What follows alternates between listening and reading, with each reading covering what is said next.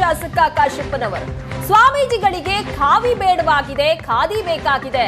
ಯತ್ನಾಳ್ ಜೊತೆ ಸೇರಿ ಲೋಕಸಭೆಗೆ ಸ್ಪರ್ಧೆ ಮಾಡ್ತಾರೆ. ಹಣ ಮಾಡೋಕೆ ಫ್ರೀಡಂ ಪಾರ್ಕ್ ನಲ್ಲಿ ಪ್ರತಿಭಟನೆ ಮಾಡಿದ್ರು.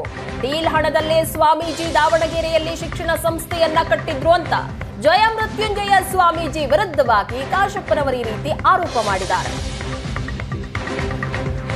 ದಿನಗಳಲ್ಲಿ ನನಗನ್ಸುತ್ತೆ ಬಸವನಗೌಡರು ಸೇರಿ ಅವರು ಲೋಕಸಭಾ ಕೂಡ ನಿಲ್ಲೋದಕ್ಕೆ ಪ್ರಯತ್ನ ಕೂಡ ನಡೆಸಿದ್ದಾರೆ. ಏನು ಸ್ವಾಮಿಗಳು ಅವರಿಗೆ ಕಾವಿ ಬೇಡಾಗೈತಿ, ಖಾದಿ ಬೇಕಾಗೈತಿ. ಯಾಕಂದ್ರೆ ಬಸವನಗೌಡರ ಜೊತೆ ಸೇರಿದ ಮೇಲೆ ಅವ್ರಿಗೆ ಖಾದಿ ಬೇಕಾಗೈತಿ.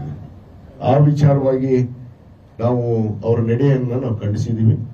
ಇವತ್ತು ನಮ್ಮ ಅಧ್ಯಕ್ಷರ ಬಗ್ಗೆ ಮಾತಾಡಿದ್ದು ಕೂಡ ನಾನು ಖಂಡಿಸಿದ್ದೇನೆ.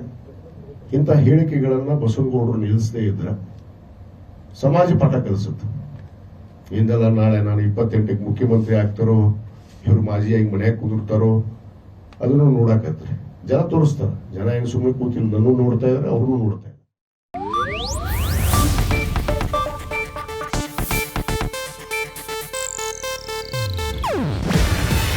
ಇದು ಏಷ್ಯಾನೆಟ್ ನ್ಯೂಸ್ ನೆಟ್ವರ್ಕ್ ಪ್ರಸ್ತುತಿ.